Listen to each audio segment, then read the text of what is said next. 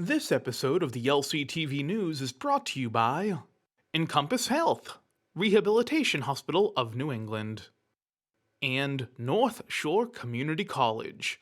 If you have the will to attend college, we have the way for you to earn your degree. Hello and welcome to LCTV News. I'm Dani Vittori. Summer may be winding down, but events are ramping up for back to school. We had a special treat on the Lowdown as a local author came on to discuss her latest book and share stories from her extensive traveling. Here's the news for Friday, August 18th, 2023.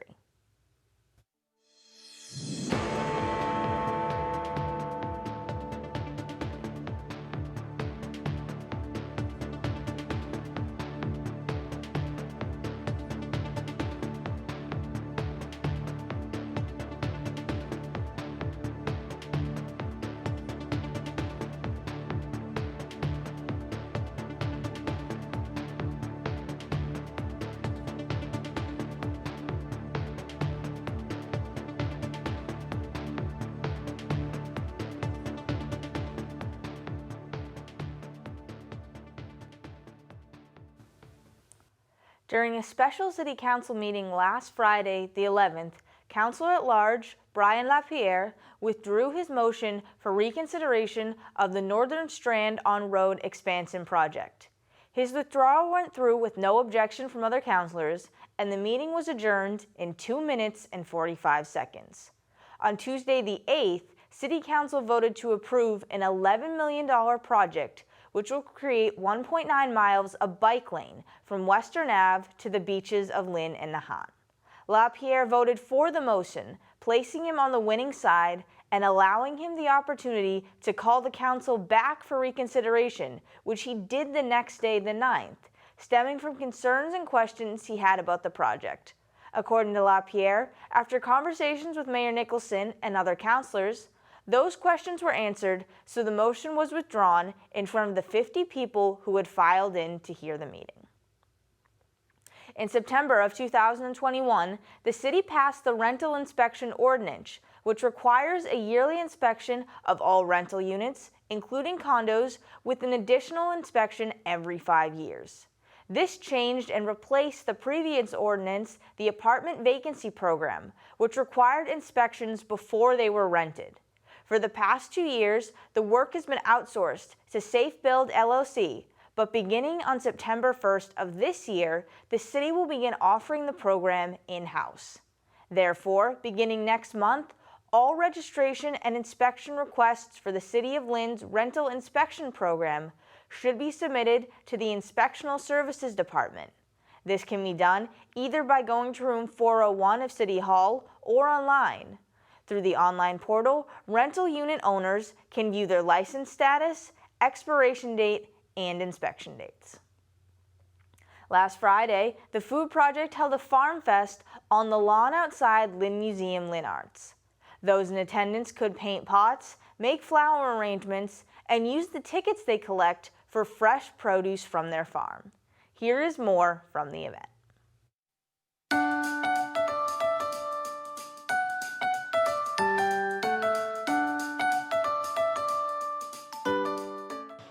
So Farm Lunch is a community event where we have friends and family come, and we have multiple stations here where people can participate in different kinds of games, different fun activities. We also have free food.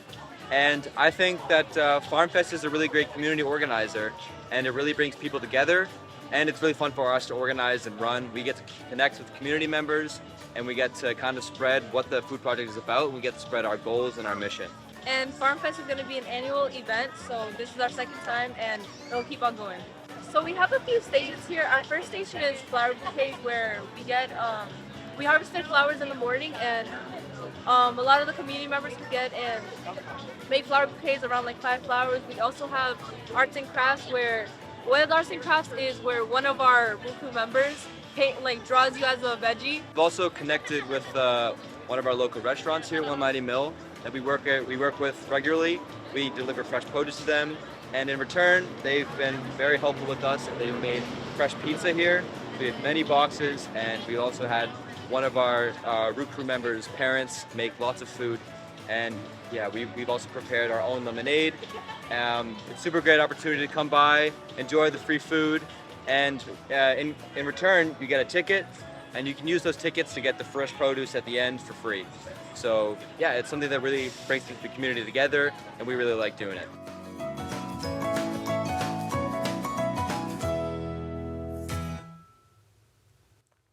The City of Lynn is set to receive just over $1.5 million in infrastructure funding for the 2024 fiscal year. This is down about $9,000 from fiscal year 2023, but still represents the 16th largest portion of the total $200 million Chapter 90 funding for all municipalities in Massachusetts. Lynn is the 8th most populated city in the Commonwealth and has received $31 million in Chapter 90 funding since the turn of the century.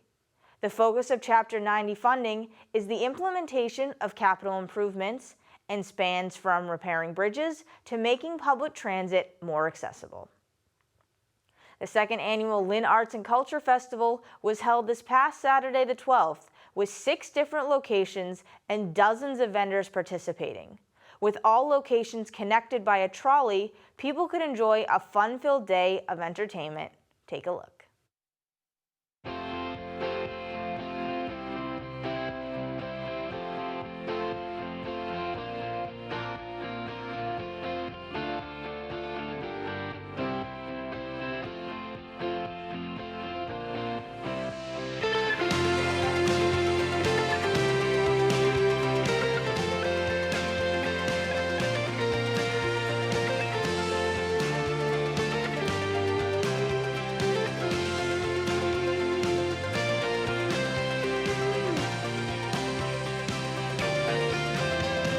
Today is something epic for Lynn. We have, multiple groups coming together to highlight the strengths of the city. The hope is that Lynn will show its colors and its diversity, which are vital for any city. And Lynn is such a center for the arts, so this is a way of allowing artisans to show what they have and allowing the community to actually support the artisans. We're at beautiful Goldfish Pond, which is one of 6 locations across Lynn, and what binds us together is a free trolley ride, hop on, hop off, that will show up at each location every 15 minutes. Our Diversity Matters Festival highlights the greatness of diversity and what that brings to our community. We celebrate our differences today and every year at this event because our differences educate the community about who we are as people and what we have to bring to the table. We enjoy the cultural foods that we have here. We have Cambodian culture dance today. We have fairies, we have a circus act, because all these differences make our community the greatest thing ever. We are part of the Lynn Arts and Culture Festival. We are the downtown stop for the trolley tour, and we have a lot going on. This is one of our main features. We're having mocktails. This is not a cocktail, it is a mocktail, and it's fruit juices and thyme and all sorts of yummy things. And we also have, you can see behind me, a still life setup, which is all things from the ocean. And we've managed to pay a handful of artists to be our ringers, and they are here throughout the day painting and drawing and doing wonderful creative work. Goldfish Pond is focused on artisans. We have 45 artists' tents. We have free ice cream for everybody. We have children's activities. We have free live music showcasing local bands, as well as tables from a few nonprofits in the area to help people out. The trolley, they give them a whole tour of Lynn, and then when they stop here, we just show them all the tools and all the right stuff, how the beer is made and stuff like that here, and then how it's manufactured and how it's distributed and all that stuff. I was born and raised in Lynn, so why not help the community out? And I see a lot of people I went to school with and stuff like that, and it's a good time here. We have great atmosphere here, and the regulars here are all Lynners, and it's a good time in here. Lynn Main Street's decided to open the tower during the Arts Festival today, just so that people can tour the tower, see the telescope, check out the sun today. It's just a core part of our goals with Lynn Main Street is to activate the city and to be a part of the community. I'm excited for Lynn. I'm excited that we're doing this Arts and Cultural Festival, and I'm hopeful of the years to come. It is all Lynn focused, so it's not about Goldfish Pond, it's not about Bentwater, it's not about any of the other sites. We love them all, and it's not a competition, it's like a symbiosis. So we have this great event that comes together because these separate parts have come together and everyone is doing a role that benefits the whole.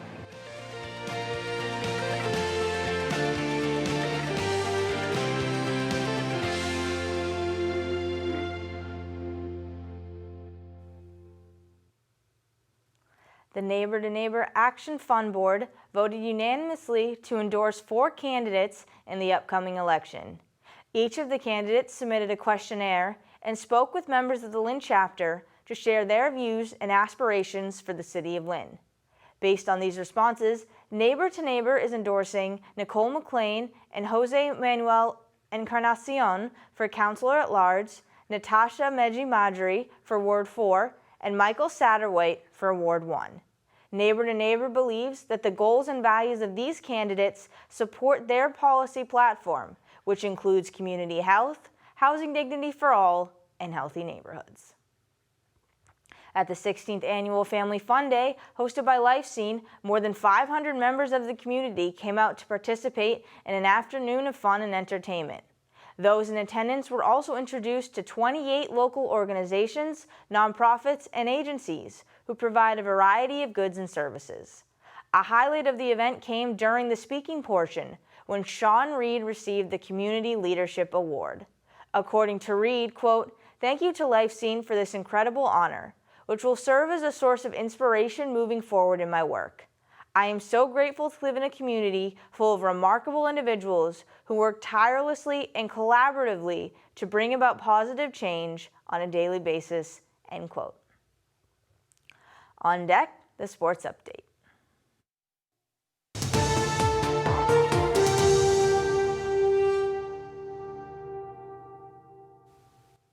James Pitbull Perkins has been getting into fights for most of his life, but on the 19th, the 30-year-old will be in the biggest fight of his career, the IBA Super Middleweight Championship. At 12-0-1 with 9 KOs, he is pitted against Steve the Savage Sumter, who is 8-0 with 7 KOs. Perkins was raised in Lynn by a single mother and played hockey for St. Mary's before getting into boxing, posting an impressive 4-1 record in his first 5 fights as an amateur. In his own words, quote, "I look at myself as a brawler who can box," end quote, when describing his style and how he has grown as a boxer. A gravedigger by day for the Catholic Cemetery Association, Perkins trains 6 days a week. He will be sporting his signature black trunks as he looks to capture the title of champion on the 19th. The Lynn Police Association team won the Stop the Violence Lynn Parks and Rec Soccer League Championship match this past weekend. Players from both Lynn Tech and Classical High School battled through the rain for the victory over a De Leon painting. The Red Sox continue to battle for the final wildcard seed as the end of the season inches closer. They remain in 4th place in the AL East, 2 games over the New York Yankees, but are still 3 back of the Toronto Blue Jays for a wildcard spot. They won their last 2 series, taking 2 of 3 against the Kansas City Royals and 3 of 4 over the Detroit Tigers, going 5 for 2 over the past 7. They continued this trend, scraping out a 5-4 win over the Washington Nationals, with neither team scoring after the 4th inning. Pablo Reyes scored the game winner when he stole home in the 4th on a pass ball. This was followed by 6-2 and 10-7 losses. Preseason football has begun, and the New England Patriots lost their first game 20-9 to the Houston Texans. There will be several new faces in Foxborough between the draft and trading. This includes their newest addition from Dallas, running back Ezekiel Elliott, who signed a 1-year, $6 million deal. In the game, Bailey Zappi went 12 for 4 for 79 yards, as Rodney Randall Jr. led the defense with 6 tackles and 1 assist. Malik Cunningham scored the sole touchdown of the game for the Pats in the fourth quarter. A homegrown author, Elizabeth Gordon McKim, came on the Lowdown to share the inspiration behind her latest books, as well as the extensive experiences she has had, both in Lynn and abroad. Here is the Lowdown.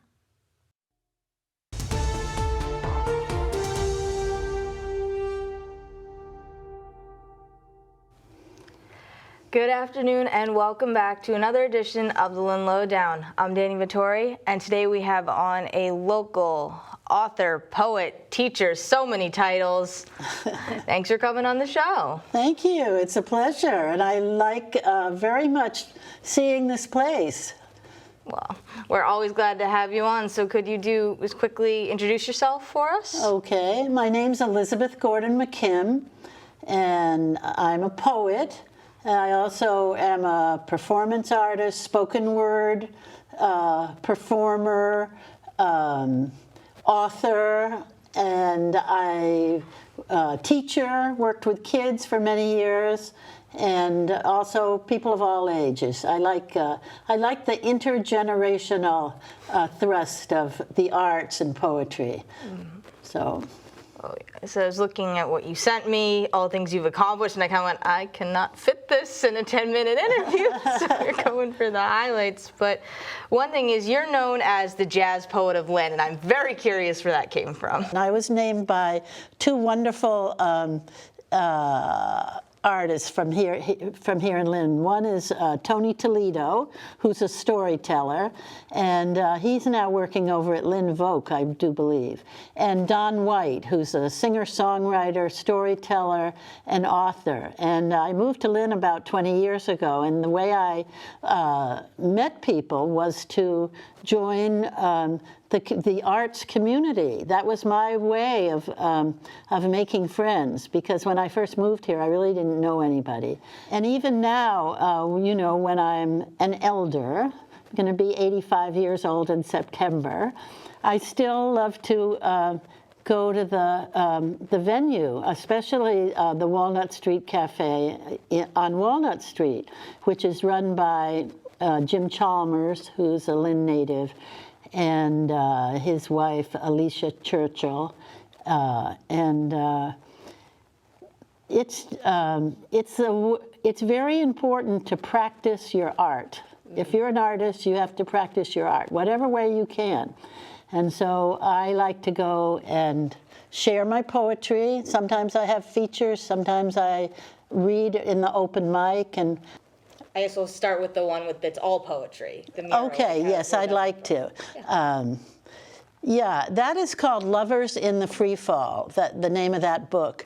And I'm particularly fond of the book because it's got a mural that was torn down to, you know, build up a high-rise over there in Central Square. And so I think that I know here in Lynn, I'm the keeper now of this wonderful mural, which was done by an artist from the Dominican Republic. And so that's really a collection of poetry. And it's just, you know, in the life of a poet, like each poetry book, in a way, presents a little bit of your concerns at this time in your life. So. And also, I am a poet that does songs and stories and poems. That's called the oral tradition of poetry. And those are my roots, is the songs, the stories, the poems, spoken and written. I'm interested in this. Poetry is not my forte at all, but I still find it fascinating for anyone who can do it. And you also mentioned that you've been in education as well. So you have a crossover of your poet, performer, and then you've also written a book for children, like how to write poetry. Yes, I have. I actually co-authored that with another Massachusetts poet, Judith Steinberg. And she lived in Brookline, Massachusetts, and I lived there for many years. And my daughter went to school there, and grandkids also. So Anyway, Judy and I met when we were just really beginning to name ourselves as poets, and we were so engaged and involved in teaching the teaching of children and teenagers and people of all ages, but mainly the book is for parents and teachers who want to write poetry with kids. And I think it's a very appealing book because it's got a lot of wonderful photographs. And the photographs were done by Judy's brother, Kerry Walensky, who was a National Geographic photographer. Oh, wow. Yeah, and also Karen Moss, who's been another friend for years, and she's a local painter, and she took a lot of photographs through this book. So I think one of the appeals of the book is that it's graphically pleasing, and it's also got about 200 poems by children. So, and over the years, honestly, I think I've learned as much from the words of children as I have from professional poets. And because you were recognized in Switzerland too. Yes. The European Graduate School for Expressive Arts. Exactly. So that was it. That's been really a privilege and a pleasure over 20 years. To be in this little alpine village, and I don't have to give like classes the way, like academic classes on poetry, but I do very informal, we call them poetry at the red table. And they're usually outdoors, and they're for exactly an hour after lunch. And so, and I do about 9 or 10 in my times there of those workshops or more. And then I have students that confer with me and bring poems, and I also have one night which is my night for performing. And that's another really important part of my life as a poet. That is, I love to perform. Perform really means like through the form. So I have had great, wonderful partners in poetry performance. And at the European Graduate School, the person who was the principal person for me was Paolo Canil, who is Swiss. And he was a very multi-talented musician. He played everything from antique hurdy-gurdy and flutes. He did a poem with me where he actually had 2 flutes, and very crazy, beautiful music. And so Paolo, whom I met years before the European Graduate School, I met him at Tufts University here in Massachusetts, and I was in a summer program with early childhood education. And all of those folks that taught with me that summer, which was, I don't know, it was maybe like 1969 or 70. They were all heading over to Lesley University, and they were starting this new program called the Expressive Arts Therapy. And that was started by a guy here on the North Shore, Sean McNiff. And so I just was lucky. I put myself out there. I was at the right place at the right time, and I was good at what I did. I loved to teach. I loved doing this, and it was just an opportunity that I was very lucky, I think, to be there. Yeah, definitely a really extraordinary opportunity that you took full advantage of. Definitely. Did. That's what you have to do. That's what Shakespeare said to do. When, at the moment, if you don't take advantage of that moment, it's gone. So I was lucky. Yes. And before we have to wrap up, I will circle back to one of the books you gave. It just was released this year. The one that's a collection of its drawings, it's your poetry, it's Ethridge Knight, I hope I said that right. You did. His poems as well. So how did that come to be? Well, this was another, it came out of a relationship. Like I had a 10-year relationship with the poet Ethridge Knight, African-American poet. And I met him at a conference here in Massachusetts, and also it was all connected to this work with children, because the first time that I really met Ethridge, I met him in a book at the Brookline Public Library. That was the first time, and I thought, wow, what an interesting, lively poet. And I had heard stories about Ethridge because he was living in Worcester, and I knew that his most powerful poems at the time were poems that he had started in prison.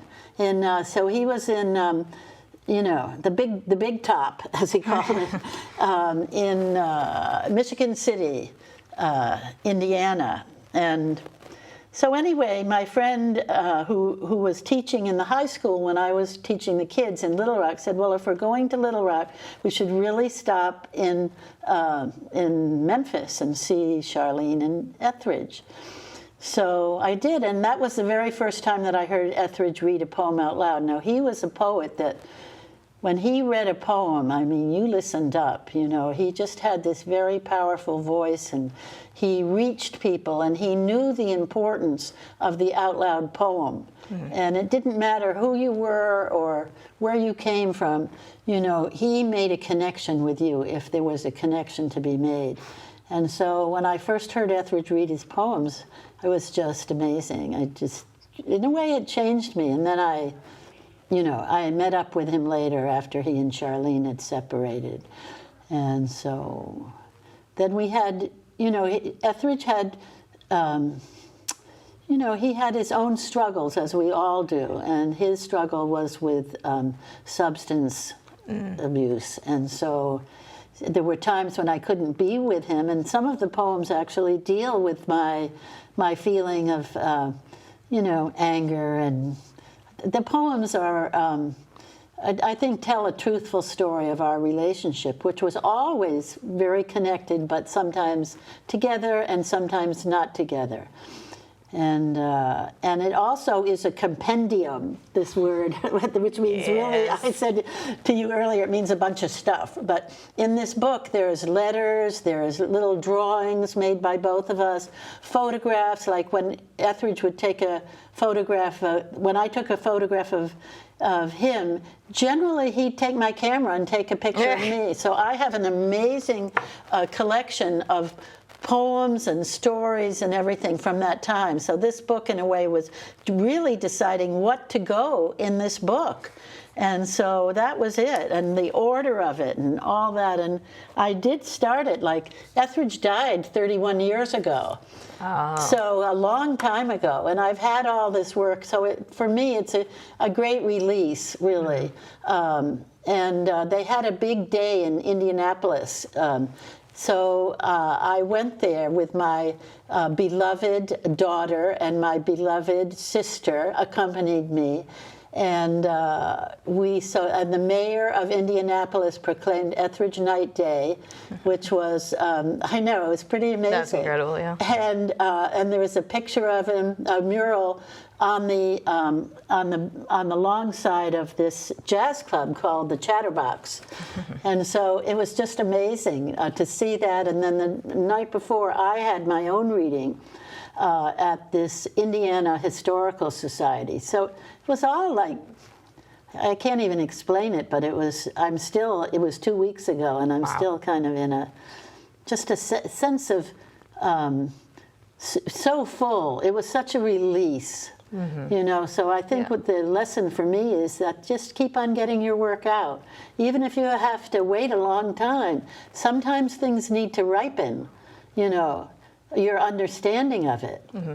And also the book not only has the beginning of our relationship in a long essay, but it also has his death, and that I was there. You know, he actually died in my arms. And so all of those, they're journal entries, like diaries, very simple reading, I think, and tell the story of that time. Mm-hmm. So the beginnings and the endings, and the family, you know, very important.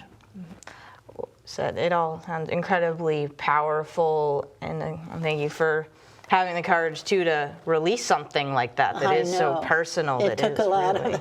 It did take a little bit of courage, I'll have to tell you.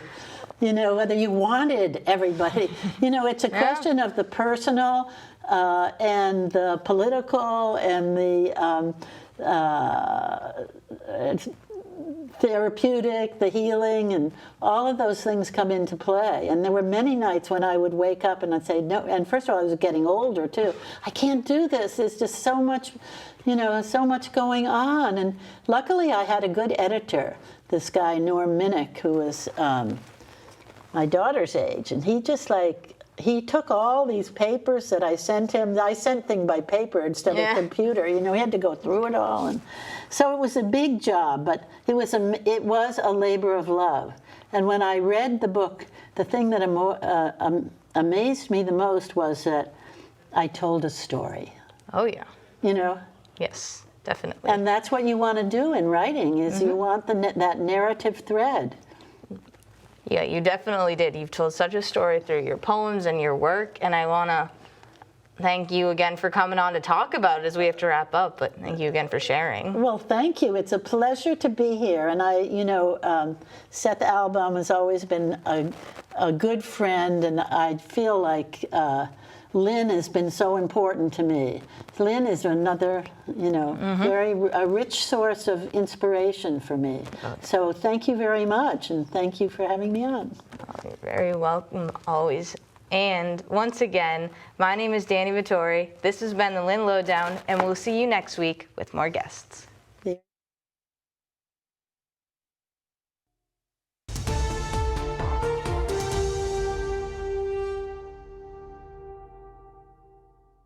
Up next, the community calendar.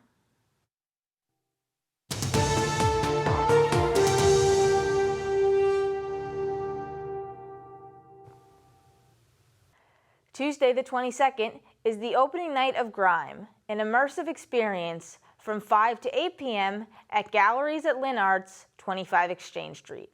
Created by Jay Liu, the exhibit is meant to capture the raw feeling and texture of an urban environment influenced by hip-hop. The emotions captured in his work come from his experiences in Lynn, so go by for a look into his world. Next Wednesday the 23rd, LCTV is hosting a free event, 100 Years of Boston Comedy.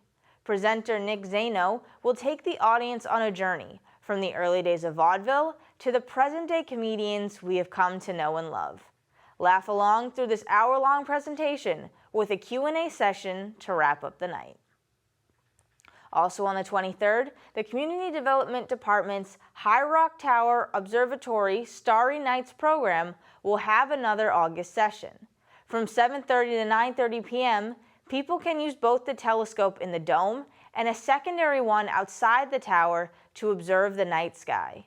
Registration is required to attend. That is all the news for this week. For more on these events and all events on our community calendar, go to lyntv.org. Also, follow Lynn Community Television for updates and pictures from events we are covering all across the city. And subscribe to Lynn Community Television on YouTube for videos, staff, and member content. I'm Dani Vittori, this is LCTV News, and we will see you next week.